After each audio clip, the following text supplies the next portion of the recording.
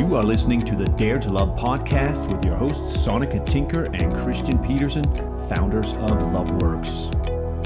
Hi, and welcome everybody. This is Christian Peterson. I'm your host today. Welcome to the Dare to Love podcast. Today, I am very excited and proud to have a special guest with us, and I'll tell you in a moment who that is. As a matter of fact, her name is Lisa. I'm going to first read you her professional official bio, and then we'll hear from Lisa herself. So here goes. Lisa Schrader, the founder of Awakening Shakti, has impacted the lives of thousands of women for almost 2 decades as a workshop leader, author, speaker, and coach. Her work has been featured on Oprah, Oxygen, and VH1. She is on the faculty of the Shift Network, where she has hosted the Global Shakti Summit on sensuality, sex, and the sacred for many years. Lisa is the author of Kama Sutra 52, a year's worth of the best positions for passion and pleasure.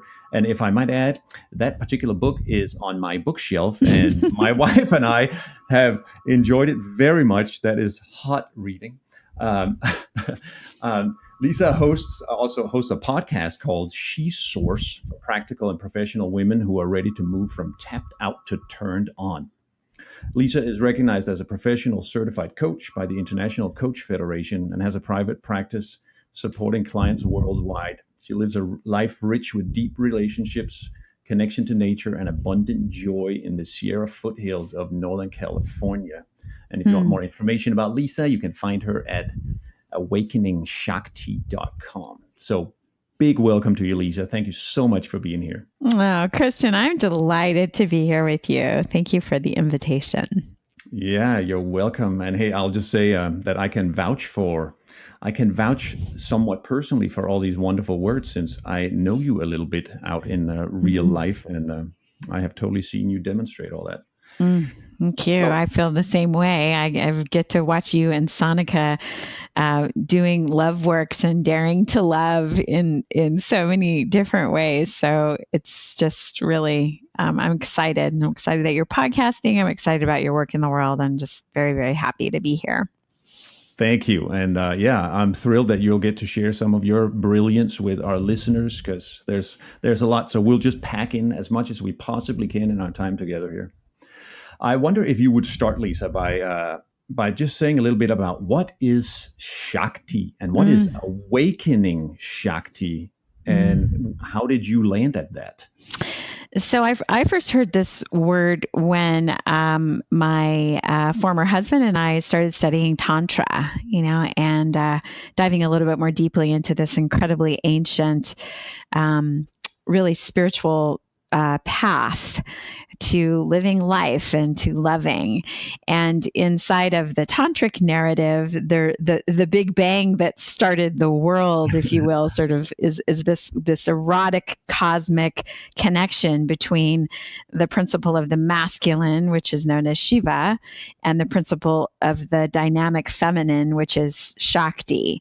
And so Shiva and Shakti come together and basically, birth the cosmos through their passion and their eros and their love. And so Awakening Shakti for me is really this moving more into what does the sacred feminine really look like, and what is the, embodiment look like of this energy of the goddess, of life force energy itself. You could also think of Shakti as, a version of prana or chi, this life force energy that animates everything, right? Male and female, but it's feminine in nature. Inside this tantric narrative, there is power in the world, and it is feminine, and it connects with the consciousness or the spaciousness or sort of the void, which is more the masculine, and that is together what manifests everything. So Awakening Shakti is this,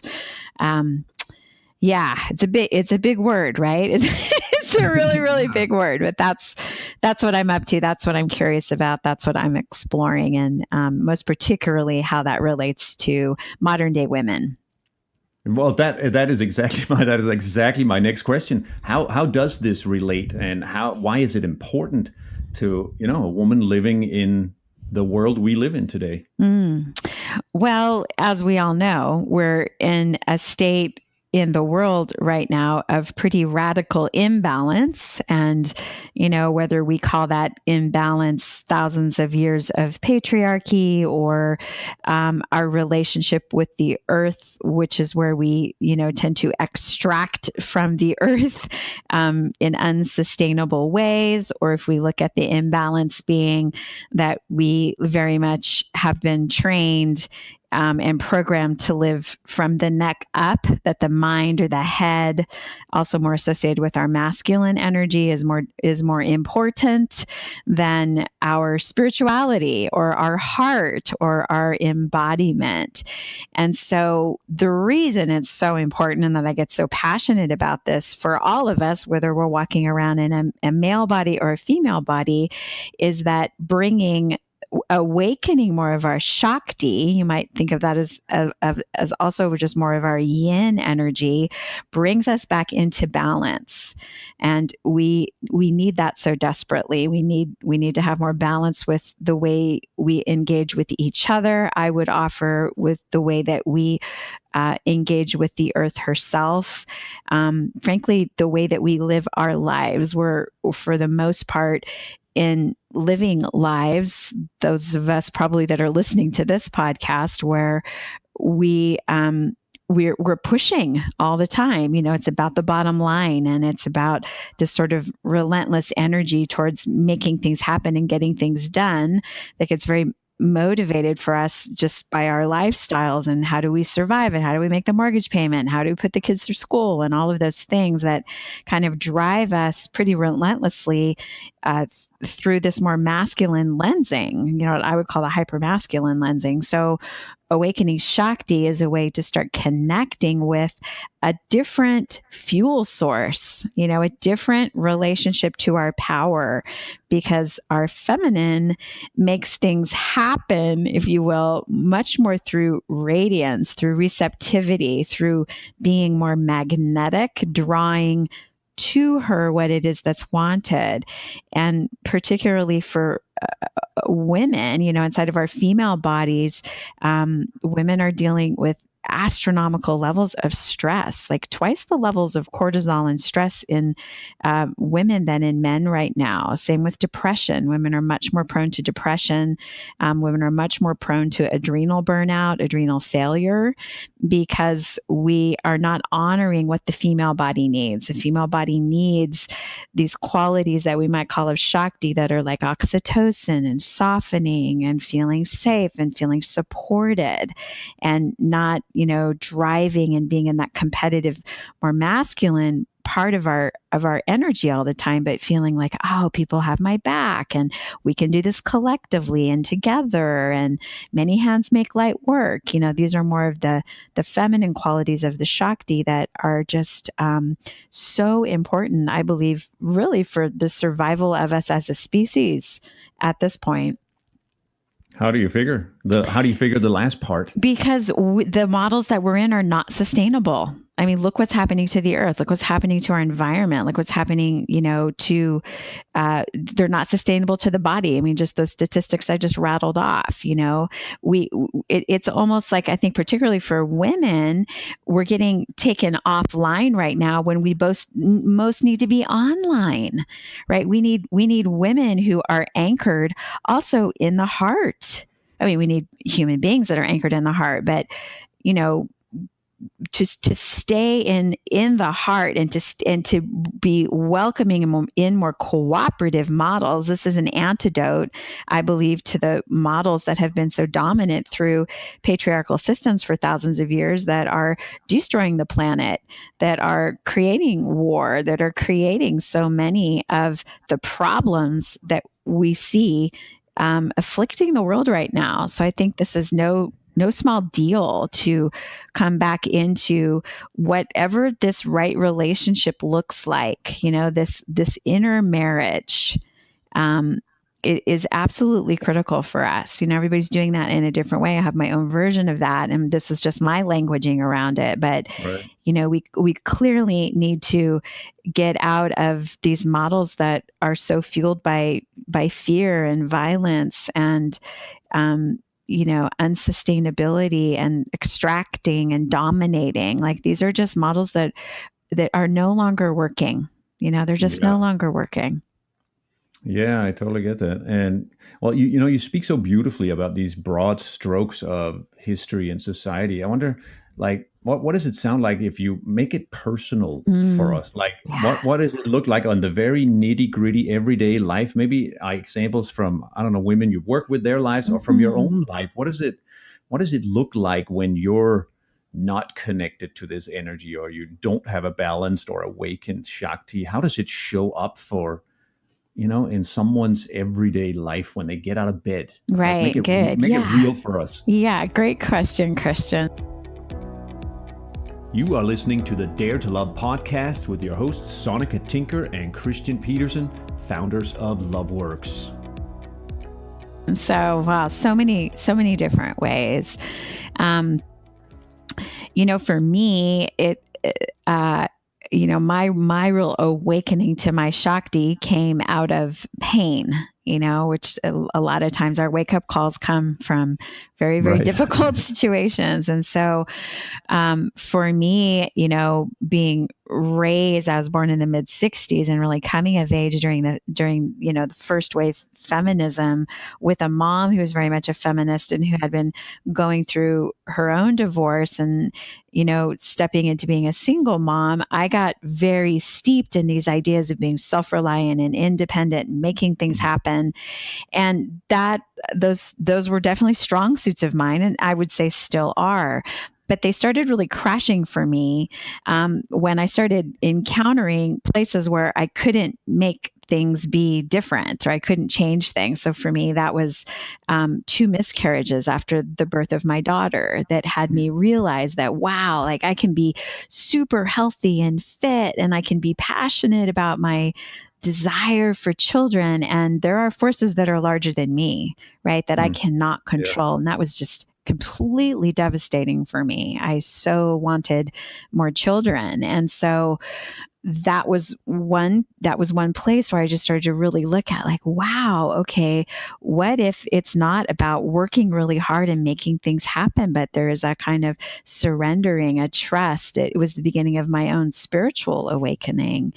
And that, led us into this exploration of what does sexuality look like if it's not being devoted to procreation, to creating a family. And, that really started opening up, frankly, a lot of issues. And I'm sure your audience can relate, because you and Sonica do such a beautiful job supporting people with these kind of issues inside of the marriage dynamic. But in my particular marriage, things were really dead in the bedroom. We were really frustrated. We didn't feel like we had the passion and the connection that we wanted. And so in our exploration of that, we started to really look at, like, wow, I realized not only am I wearing, quote unquote, the pants in every domain of my life, but I was trying to take that energy into the bedroom, and it just wasn't working. My husband wanted, a soft, sexy, more relaxed, embodied goddess energy.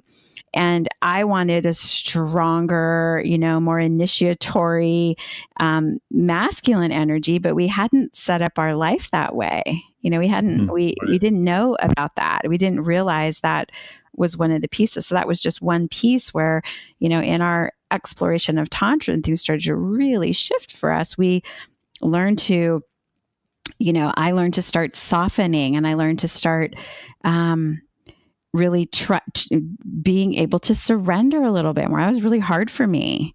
It's difficult to surrender. It's much. For me, I was safer. Go ahead. Can I be the devil's advocate for a second? Sure.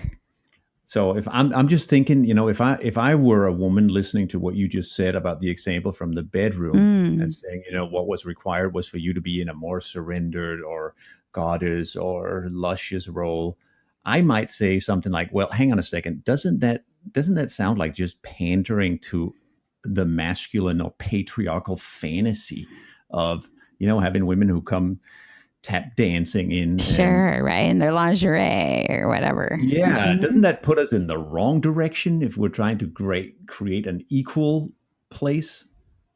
Right. Well, so what I would answer, devil's advocate, back to your devil's advocate, is equal is lovely, particularly when it comes to let's make a meal, I'll handle the kids, you do the dishes, whatever. Equal works really well there. Equal doesn't create a lot of passion in the bedroom.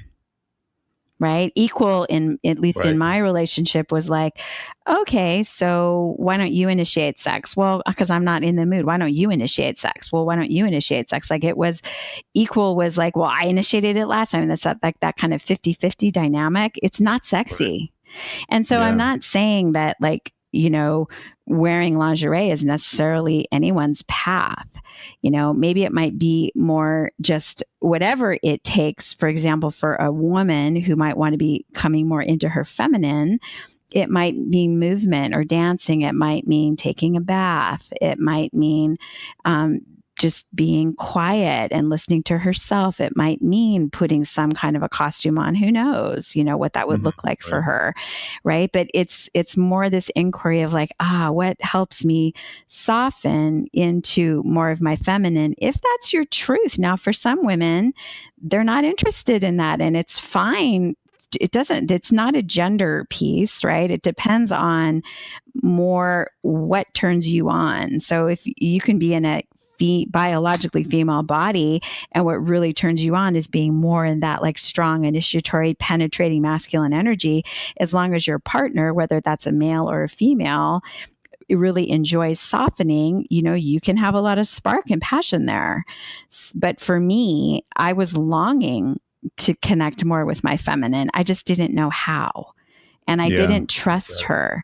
And the culture told me, well, I needed to be equal and I needed to be all of that. So it took a lot of dismantling of those belief systems and coming authentically into what actually turns me on. What is my body really wanting? And now that I've been practicing that and teaching it, for another couple of decades, it Mhm. it's clear for me. I mean, I'm an entrepreneur and I run a whole enterprise, and I love my masculine energy. It gets crap done, and I run a whole team of people, and I can be very decisive and very clear. But when it comes to my loving relationship, I just like to get all super gooey and relaxed and, Yeah. have my man just be all over me and grab me and ravish me. That's what turns me on in the bedroom. Yeah. So that's an example for me of, finding more of a facility with these parts of myself, and this inner marriage between them. Right. Yeah. Again, one of the ways Sonic and I talk about mastery in this domain is having access to all the energies of yourself and knowing when to activate what. There you go. Right. And that's the wholeness, right?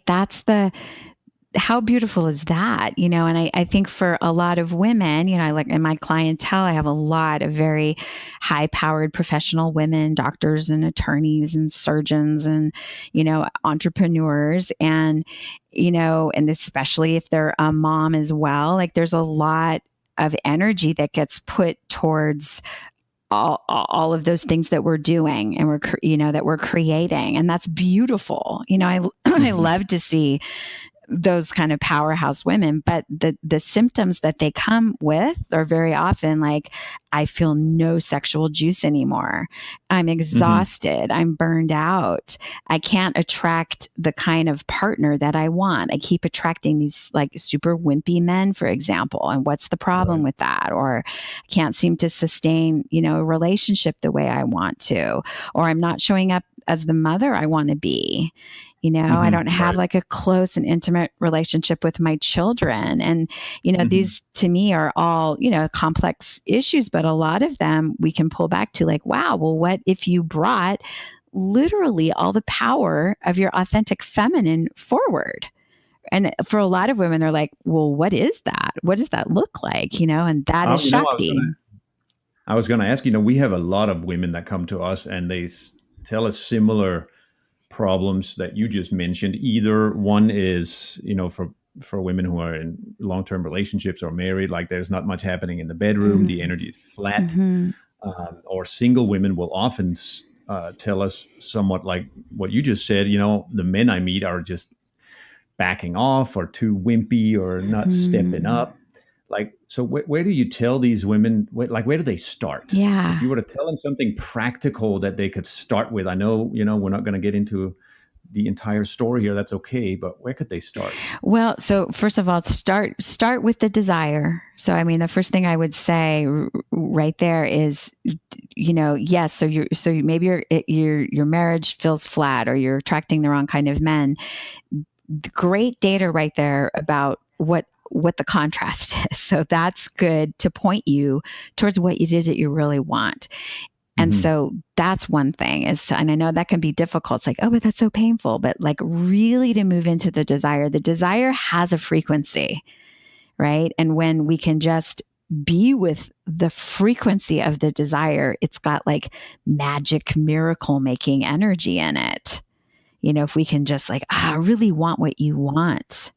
So that would be one thing. And then the place I would take women is, okay, well, how are you being a match for that? It's not about fault finding, but if that's what you really want, then let's start cultivating that inside of you. Right. And so, I mean, I love working with women who are partnered, but for the most part, my work, it's really speaking to women, whether they're partnered or not, because this thing I'm talking about with Awakening Shakti, it has to start with you. So for example, if like you're a woman who's like, well, I just don't feel a lot of juice, or I don't feel a lot of turn on, or I'm not feeling a lot of pleasure, depending on where she's at. I mean, I've had many women come through my circles who are, they've been in like sexless marriages for 10 years. Well, we might not like jump right into, well, let's talk about, being uber orgasmic. That'll come. It might be something as simple as, how often do you tap into your own senses? Do you pause? Literally to smell the flowers or to feel the warm breeze on your cheek or to feel your toes down in the wet grass? Are you actually in your body? And so we might start with, some basics, sensual awakening and pleasure practices and relaxation practices, and just starting to make a little bit of space to start to orient towards your soul self. Because everything that I'm teaching, it's, I mean, this sounds like such a cliche, but the reason cliches are powerful is because they're pointing us to truth. It's inside of the woman, right? And the culture tells us like, oh, you just have to meet, the tantric lover of your dreams, and he's going to awaken you, and suddenly you'll be all turned on again. I mean, it's fabulous when that happens, and I'm not pretending that can't be the case, but we got to know that inside of ourselves. We own that energy. So, at this point in my practice and in my life, within seconds, I could do it right now. I've got this like simmering pot of orgasmic energy that's just living in my body. Now, there's nobody standing here that's stimulating me. I just know that energy. So to me, that's my Shakti. So now when my man arrives in a couple of hours and we haven't seen each other for a couple of days, am I going to be like ready to melt into his big body and potentially make love to him? Yeah, because I'm already at a simmer, because that's just how I like to live. I like to feel that energy. That energy fuels what I do. It's fueling this podcast that I'm doing with you. So, that might be the place to begin. And that energy is mine. That just comes from cultivating the Shakti and the fire. And we can all be doing that, and then when the partner comes, you're like, ooh, I have something I want to share with you. And that's super exciting, right? That's seductive and that's invitational. And that tends to ignite in him like, right? And so at least for us, and I will also say we are incredibly blessed after 7 years. Like I'm having the sex of my life as a postmenopausal woman, by the way. Like I'm just so turned on by this man. And that has to do with our chemistry, of course, but it has a lot to do with these practices. Like when I show up like that, no matter how crappy of a day he's had, his Shiva, that masculine in him wakes up and gets really present. And so the God in him and the goddess in me, we get to be that inside of, these human bodies called Lisa and Michael. Right. Yeah. And I happen to live close enough to you guys that we sometimes run into each other. And I could do, it's just great. You two are just a great example of, you can see people who are, well, your analogy was there's always this simmering fire in you. And, it shows. I always think about it. It just looks like, you look like people where there's someone at home inside.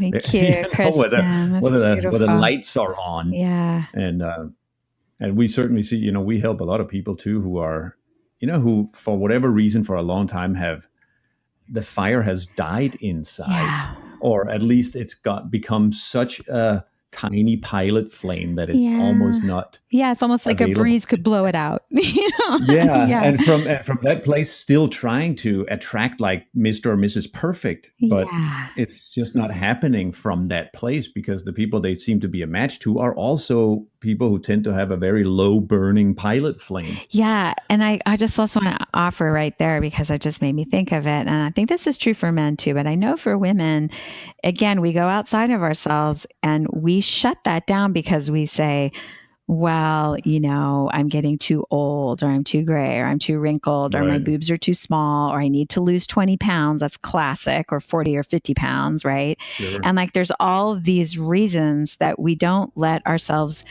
be in our vibrancy. You are listening to the Dare to Love podcast with your hosts, Sonica Tinker and Christian Peterson, founders of LoveWorks. And as a coach, one of the models that I use all the time is be, do, have, which means like, if you want to be that, you just start to work, and you might need coaching, you might need support, you might need to go to Christian and Sonica's workshops or check out my work. But I mean, you can get support with that. But how do you start to be who you are? And be like, if you want that, more of that fire, more connection to your sexuality, for example, then cultivate that. And that is what speaks, and maybe you lose the 20 pounds or maybe whatever. Like, it's not so much about the form. We've all met people like this, right? People who don't fit the bill in terms of being like young, sexy, whatever the culture says is like, the ultimate, what sexy is supposed to look like, but they have something, right? They have, maybe it's just this incredibly open heart, this loving energy that radiates out from them, or maybe it's just the way they walk, and that's what I'm talking about. And the more that we cultivate that, particularly, I know this in my female body, it's like it opens doors, it helps me make the choices, for example, in terms of what I'm going to eat or put in my body that actually tend to be more aligned with my particular goals around my weight or my health, right? Because it just, or it's like it shines a light on like, oh yeah, I'm not going to drink that extra glass of wine, or I'm going to say no to that big sugary thing over there. And gosh, I'm just feeling really drawn to the green smoothie, not because I'm like, oh, I can't do these things, but just because I just naturally like that creates more Shakti for me. And so it's not a big moral dilemma about what to do or deprivation. It's just, that's what feels good. Like, that's just one example. Same with like my money and prosperity works that way. It's like, oh, when I have more of this Shakti and I feel more, in my gratitude and my fullness and my vibrancy, I attract more opportunities, like more people come into my workshops and things. Like, it's just sort of naturally effulgent, and things start to just feel better and get easier. Like, things start to happen in a way that doesn't require me to do, what I did in my 20s and 30s, which is like, oh, I got to really effort and I got to make this happen, more from that of my masculine energy. Yeah. Well, actually I totally appreciate that. And, even though I'm speaking from a man's point of view, I relate to this process because I have gone through a similar process of, I certainly agree with what you said in the beginning that, the world and the culture we are born into these days is mostly one that encourages, power on, accomplish, get your, if you're a school kid, it's get your grades in Right. order. And then when you get older, it's get your job in order Get your and, make retirement in sure it order. happens. Right. Yeah. And, I certainly live in that and feel that. And, I have gathered lots of evidence in my life now that often a more relaxed, surrendered, laid back, or some might say feminine or Shakti approach brings me also really good results. Right. But I wanted to ask you about though is it's not so bad now, but still to this day though, even after having practiced this for, I don't know, 15 years maybe, still to this day, I sometimes feel the fear in me, Mm. when I have that thought of, maybe a more surrendered or laid back or relaxed approach, do a little self-soothing here might be the more efficient one. I still feel the voice of fear in me that says that is bullshit. Yeah. That's what weak people do. You can't Right. take you can't take your foot off the gas now. You're doing great. So all that stuff. Well, right. Like Right. how would you talk to that fear in me or in somebody? Yeah, well, and I can relate, right? And so the first thing would be to have compassion for that voice and to realize that voice is embedded in us. It's embedded. Now, had we I know it been, is. raised in some different cultures or with some different perspectives, it might not have the grip on us that it has. But that would be the first thing. And then to really question the voice. Now, it for me, when that voice arises, I can stop and I can say, okay, is that actually true? Is that actually really relevant right now? Where's that voice coming from? Like we can sort of engage with it. And then for me too, it's more of a circle. It's more of a spiral model, right? Also very feminine. And so, inside of the seasons or the rhythms of life, there are times where we're really, in the spring, like things are like sprouting and we're feeling creative. Right. And, and then we have the summer where it's like, oh, those creative ideas are really rooting now and fruit is happening and we're really on and we're making stuff happen or whatever. Like, and for me, that energy is the one I'm super attracted to. Like, that's the one that always feels the best to me because I'm a pretty action oriented person.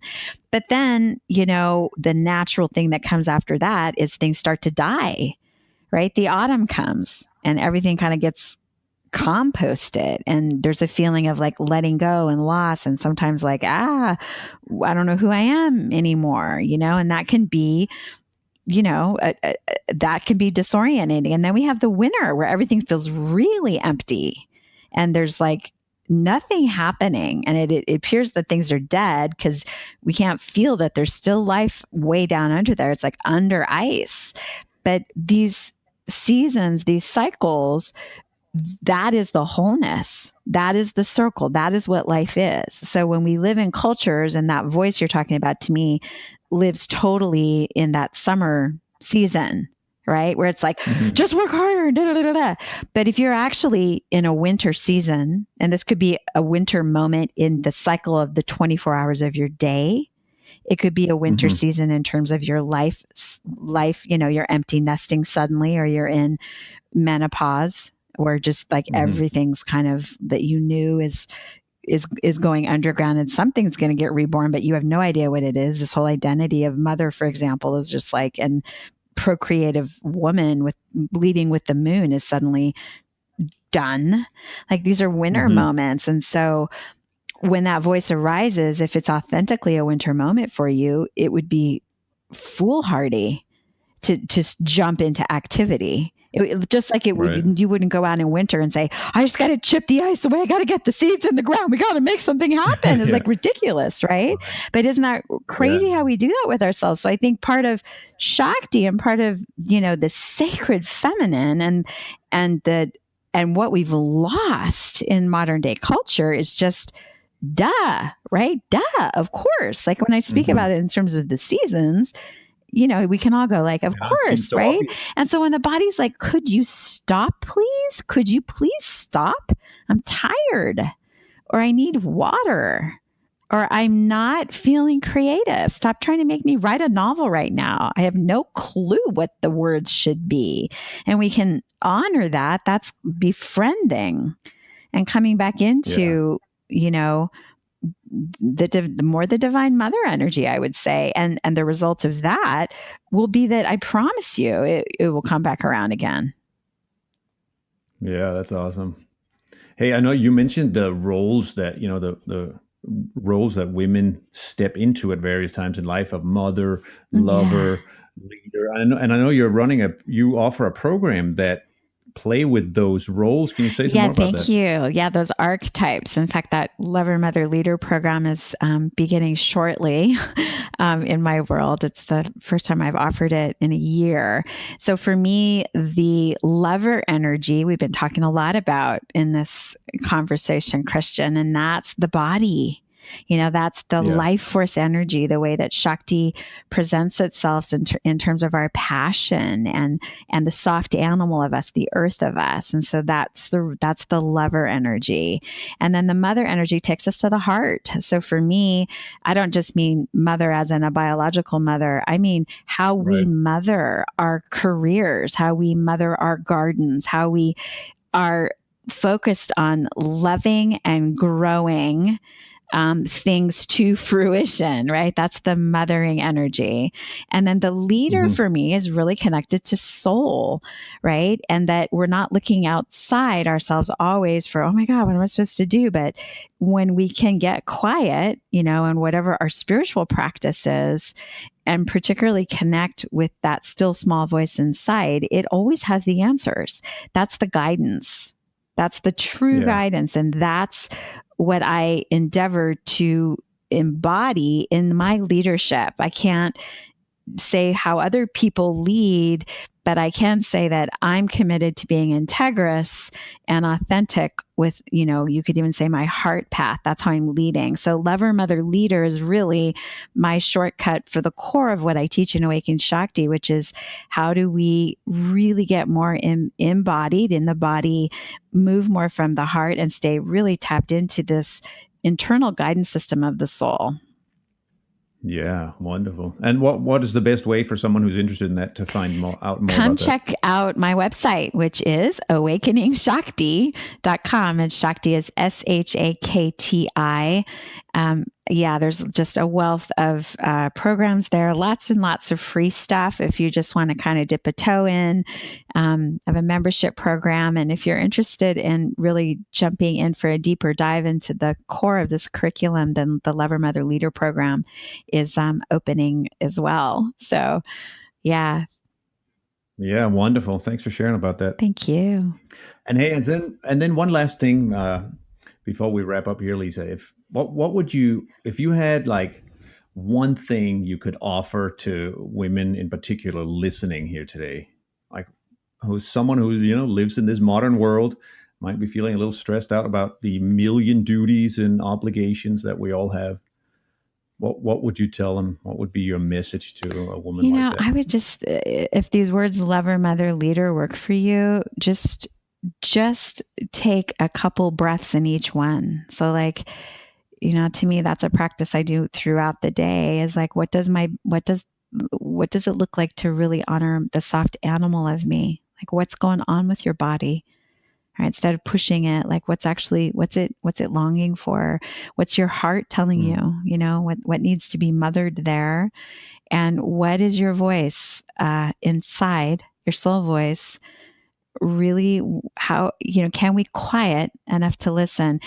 In my experience, when I do that, when I connect with that lover, mother, leader inside of me, even just a breath in each place, it always shifts things. It always gives me data, right? We just have to remember. Great. Thank you so much, Lisa. That is all we'll have time for today. That was Lisa Schrader we had with us today, everybody. Thanks for joining us on the Dare to Love podcast. You can find more about Lisa's work at awakeningshakti.com. Thanks for being an awesome model for what a new kind of woman with an awakened Shakti can look like in real life, Lisa. We appreciate your time so much. Thank you so much, Christian. Deep bow to you and to Sonica for the amazing work that you're doing in the world. And I'm so glad that we're friends. Yes, indeed. All right. We will talk soon, I take it. And for everybody who's listening, thanks for tuning in. We'll see you on the next episode. Thanks so much, everybody. You have been listening to the Dare to Love podcast with Sonica Tinker and Christian Peterson, co-founders of LoveWorks. And hey, if you found this podcast to be valuable, would you hit the share button and go ahead and share this with your friends on Facebook, Twitter, or wherever your favorite hangouts are. Thanks so much for sharing the love.